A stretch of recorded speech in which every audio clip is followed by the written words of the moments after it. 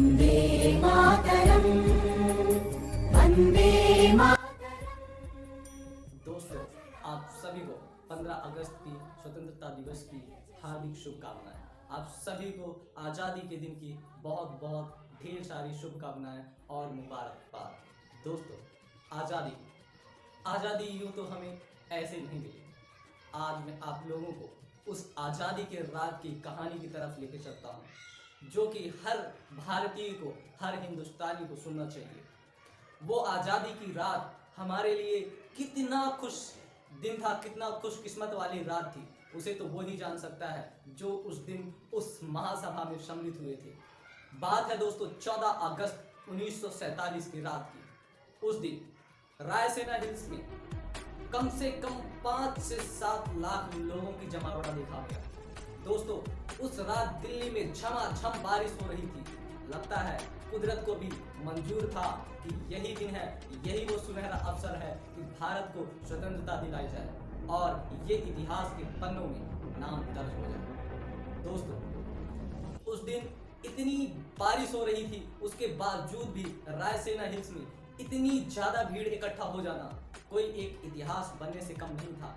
और फिर इसके बाद करीब 9 बजे वहाँ पे पंडित जवाहरलाल नेहरू, राजेंद्र प्रसाद और भी जैसे माउंट बेटन अंग्रेजों का जो हमारा लास्ट वाइसरॉय था, वो वहाँ पे आए। और फिर 12 बजे से कुछ मिनट पहले ही जो पंडित जवाहरलाल नेहरू थे, उन्होंने अपना भाषण स्टार्ट किया, प्रस्तुत किया। उसमें उन्होंने ये कहते हुए अपना भाषण, अपना प्रवचन शुरुआत किया कि जब पूरी आधी दुनिया अपनी नींद ले रही होगी, तब फिर भारत अपने आज़ादी का खुशहाली मनाएगा। जी हाँ दोस्तों, इतना भारी बारिश होने के बावजूद भी इतनी भीड़ इकट्ठा होना और फिर उसी रात को हमें आज़ादी मिलना, ये कोई इतिहास से कम नहीं था। उस दिन पंडित जवाहरलाल नेहरू ने ठीक 12 बजे अपना भाषण जो है तो समाप्त किया और इसके बाद में हमें जो है तो आधिकारिक तौर पे वाइसराय के द्वारा आज़ादी दे दिया गया। दोस्तों, खुशी का ठिकाना नहीं था, हमें आज़ादी मिल रही थी। और आज़ादी क्या होता है वो एक गुलाम से पूछो, जिसने कभी गुलाम करा हो, जिसने कभी गुलामी करी हो। उस चिड़िया से पूछो जो पिंजरे में कैद हो और उसे छोड़ दिया जाए, उससे पूछो वो कैसा महसूस करेगा। उसी प्रकार से कम 200 सालों से हालत हमारी थी। हमें आज़ादी मिल चुकी थी। 14 अगस्त की रात 12 बजे के बाद यानी कि 15 अगस्त को हमें आज़ादी मिल चुकी थी। दोस्तों, पंडित जवाहरलाल नेहरू ने 12 बजे रात ही अपने तिरंगे झंडे को फहराया और फिर सुबह जनता के सामने 15 अगस्त को 8:30 बजे वाइस हाउस के जो सेंटर हॉल है वहाँ पे जो है तो अपना झंडा जो है तो फहराया और सभी लोगों को स्वतंत्रता दिवस की बधाइयाँ दी। दोस्तों, पूरे भारत की जनता में खुशी का माहौल था। सभी लोग अपने तिरंगे झंडे को लहराना चाहते थे और हमें आज़ादी मिल चुकी थी। दोस्तों, हमारी ये आज़ादी इतनी आसानी नहीं है जितना आसान शब्दों में मैंने एक रात की थोड़ी सी घटना बताई। ये आज़ादी इतना आसान नहीं था। ये आज़ादी जो है तो 200 साल से चली आ रही संघर्ष की थी। इस दौरान 200 सालों में ना जाने कितने लाखों वीर सपूतों ने अपना जो है तो बलिदान दिया था। भारत को आज़ादी मिला, ये एक बहुत ही बड़ी खुशी का दिन था, लेकिन कहीं न कहीं एक दर्द भी छुपा था, क्योंकि हमने लाखों किलोमीटर की अपनी जो ज़मीन है, लाखों स्क्वायर फीट की ज़मीन जो है तो खो दिया था और करीब 8 लाख से भी ज़्यादा लोगों को हमने खो दिया था। और एक दूसरा राष्ट्र बन चुका था पाकिस्तान, जो कि एक कहना चाहिए धर्म के आधार पर निर्माण हुआ था। वो एक कहीं ना कहीं हमारे लिए बहुत ही बड़ा नुकसान था। यूं तो आज़ादी हमें 15 अगस्त को मिली, लेकिन ये आज़ादी की शुरुआत सन 1857 से हुआ था। जो मंगल पांडे नाम के एक सैनिक थे, उन्होंने जो विद्रोह किया था, जिसमें जो चर्बी वाले कारतूस को उन्होंने भरने से मना कर दिया था और फिर उन्हें फांसी दे दिया गया था। वहीं से कहीं ना कहीं एक स्वतंत्रता संग्राम की चिंगारी, एक लौ उठी और वहीं से शुरू हो गया हमारे स्वतंत्रता संग्राम का सफर। वहां से शुरू होने के बाद एक से बढ़कर एक स्वतंत्रता सेनानियों ने अपना अपना बलिदान दिया और सभी ने देश के लिए मर मिटने का कसम खाई और देश की आज़ादी को हासिल करने के लिए उन्होंने बड़ी बड़ी फौजें बनाई। जैसे फिर बाद में आते हैं हमारे महात्मा गांधी जी। महात्मा गांधी ने अहिंसा का रास्ता लेते हुए हमें आज़ादी के एक नए मुकाम पर पहुंचाया। ये भगत सिंह, चंद्रशेखर आजाद और सबसे बड़ी बात सुभाष चंद्र बोस जी को कौन भूल सकता है। भगत सिंह जी को कौन भूल सकता है। उन्होंने हमारे देश को आज़ादी दिलाने में कितना बड़ा योगदान दिलाया। आज़ादी मिलने का सबसे बड़ा मेन कारण था और ये अंग्रेजों के भागने का मेन कारण था सुभाष चंद्र बोस जी का। जो आज़ाद हिंद फौज था उसने जो है तो अंग्रेजों की नींव हिला दी। उसके बाद जो हमारे देश में जो आज़ादी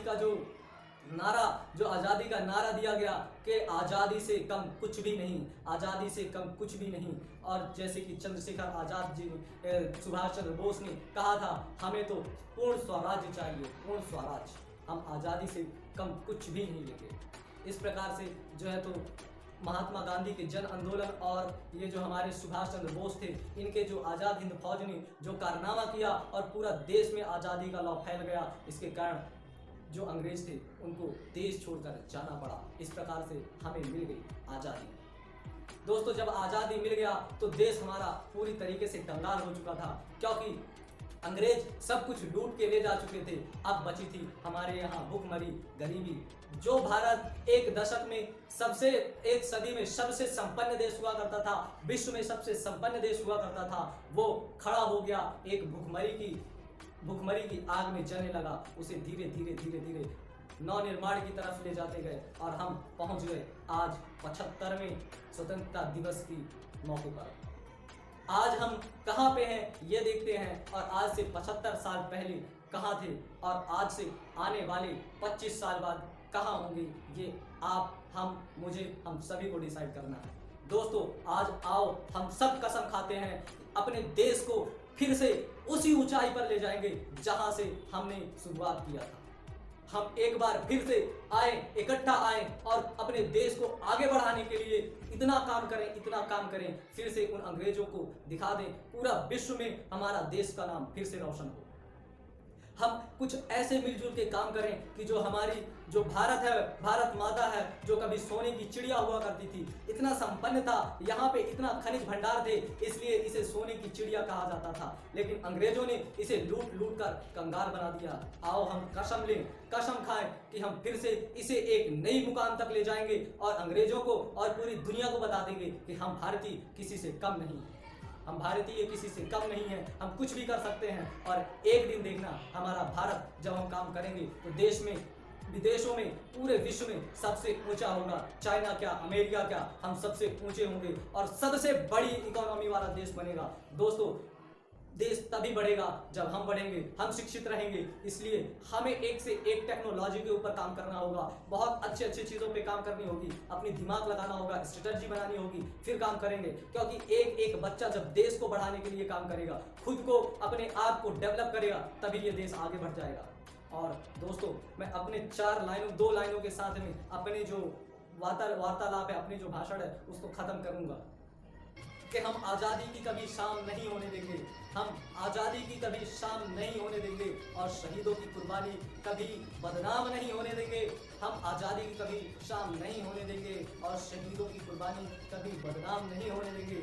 बची है लहू की एक बूंद भी, जब तक बची है लहू की एक बूंद भी, हम भारत माता के आंचल को नीलाम नहीं होने देंगे, नीलाम नहीं होने देंगे। दोस्तों, इसी के साथ मैं अपने बातों को विराम देना चाहूँगा। यदि आपको ये वीडियो अच्छा लगा हो तो आप हमारे चैनल को सब्सक्राइब कीजिए, दोस्तों के साथ शेयर कीजिए और बेल आइकन को भी प्रेस कीजिए, जिससे जैसे ही मैं कोई वीडियो अपलोड करूँ उसका नोटिफिकेशन आपको सबसे पहले पहुँचे। इसी के साथ जय हिंद, जय भारत। वन्दे मातरम्, सुजलां सुफलां मलयज शीतलाम्।